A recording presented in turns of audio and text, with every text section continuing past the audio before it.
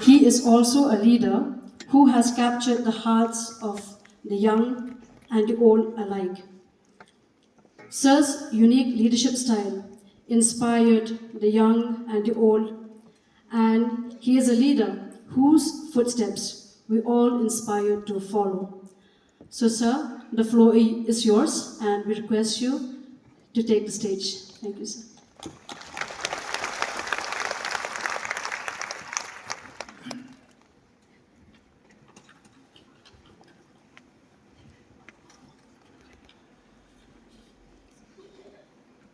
A very good morning to each one of you who are present here. I praise God and I thank God for giving us this new day and for enabling me to be in your midst. I wish to say thank you to the Trained Nurses Association of India for inviting me to this 15th State SNAI Biennial Conference 2025. Thank you so much for inviting me. Respected dignitaries, esteemed faculty, dedicated nursing students, ladies and gentlemen. It is indeed a privilege and an honor for me to stand before you at this important occasion, which is the annual conference of the Student Nurses Association. You have picked up the theme of this year's conference, Learning Today, Leading Tomorrow, a journey of a nursing student. Well, this theme, I would say, is both timely and it is profound.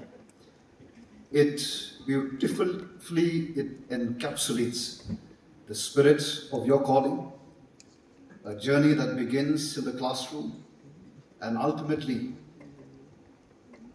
to improving, uplifting, and transforming the life of many through care, compassion, and clinical excellence. Well, let me begin by recognizing the invaluable contribution of the Trained Nurses Association of India and the Student Nurses Association of India. Since its establishment in 1908, TNAI has stood as a pillar of strength for the nursing profession in India by upholding high standards, advocating for nurses' rights, and also playing a pivotal role in shaping healthcare policy. The SNAI, which was formed in 1929, is now approaching its centenary, which is indeed an extraordinary milestone. It has served as a vibrant platform for student nurses to grow intellectually, professionally, and socially, preparing these nurses not just to serve, but also to lead. Well, I am delighted to note that the Meghalaya State branch of the SNAI received a significant performance award at the 77th TNAI National Conference, which was held in Khasi in the year 2023. This is a well-deserved recognition, which I think it calls for a round of applause to them. With 1881 number of students in our state, as I heard earlier, well, this movement is not only alive, I would say it is also thriving. And it is a matter of great pride and a testament to your collective commitment. Well, to each nursing student here today, I want to say this.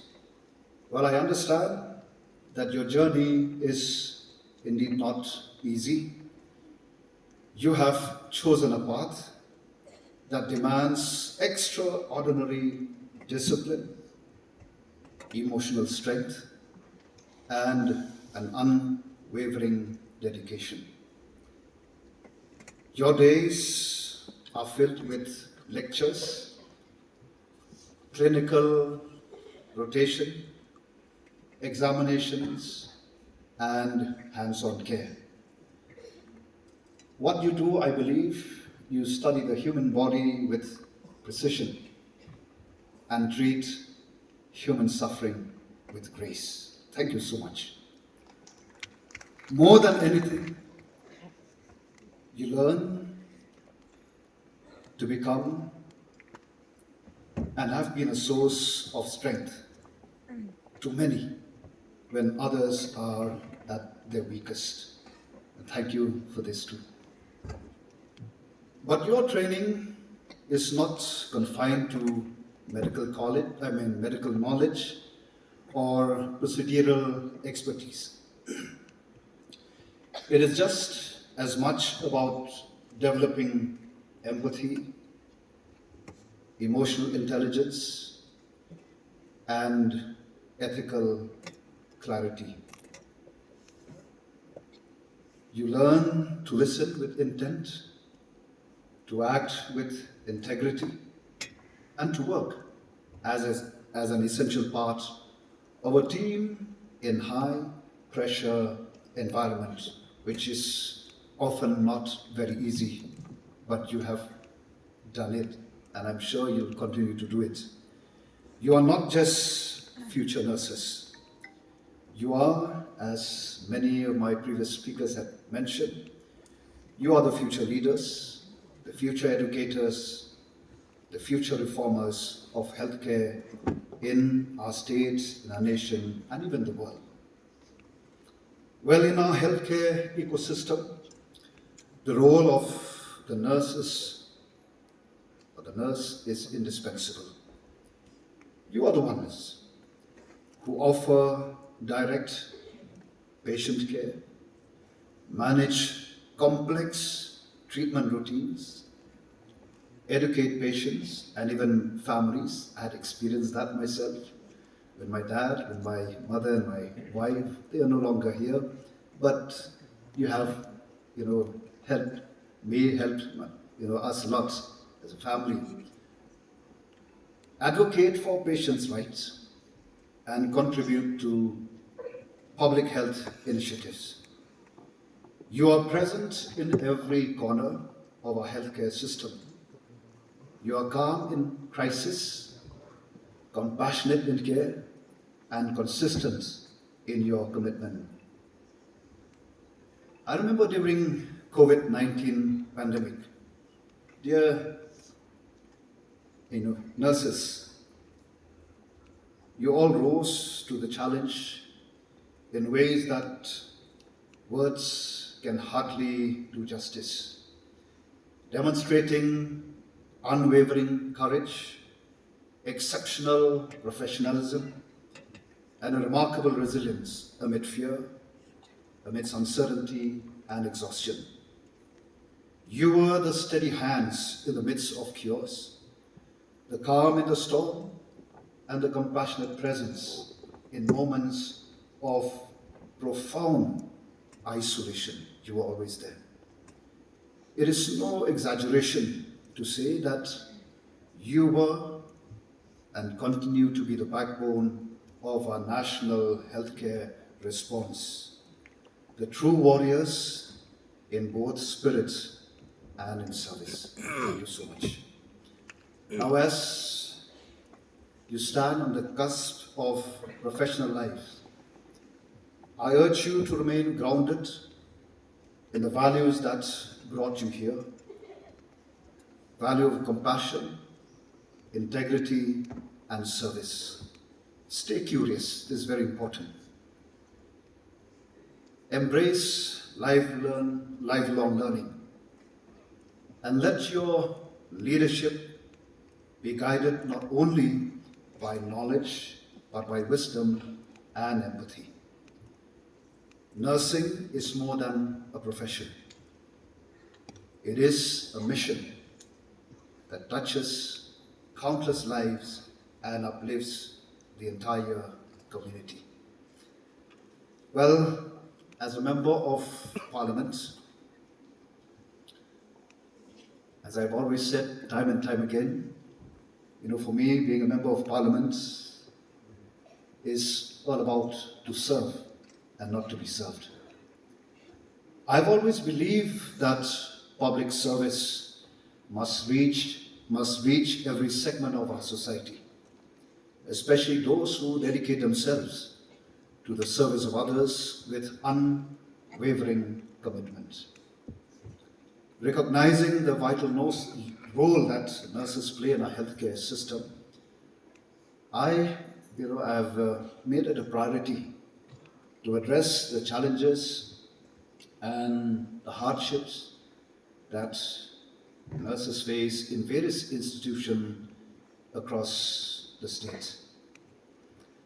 And within the scope of my responsibilities, I have actively engaged with the concerned union ministries, consistently raising issues impacting the nursing community, both on the floor of the House and through various parliamentary instruments. In addition, I would say that I have written numerous letters and submitted formal representation advocating for improved working conditions, fair recruitment policy, parity of pay, timely and fair remuneration, a clearer pathways for career advancement, and a more robust framework for the overall welfare of nurses. And this I will continue to do in serving the society and the community who have elected me to serve them. Well, these efforts, let me tell you, are not just administrative in nature. They are driven by a deep respect for your contribution to our healthcare system and by a more responsibility to ensure that your service is recognized, supported, and substantiated and sustained. Well, the well-being and the moral of nurses are not just institutional concern. I would say that they are matters of public interest and national health. Therefore, as your representative in the Parliament, I remain committed to continuing this advocacy and ensuring that your voices are heard at the highest level of decision making. I wish each of you continued strength and aspiration as you walk this path. May this conference deepen your resolve, enrich your skill, and remind you of the incredible power that you hold, not just to heal, but to lead. So thank you all, and may this journey be one of purpose, one of passion, and one with progress. Thank you all. May God bless each one of you.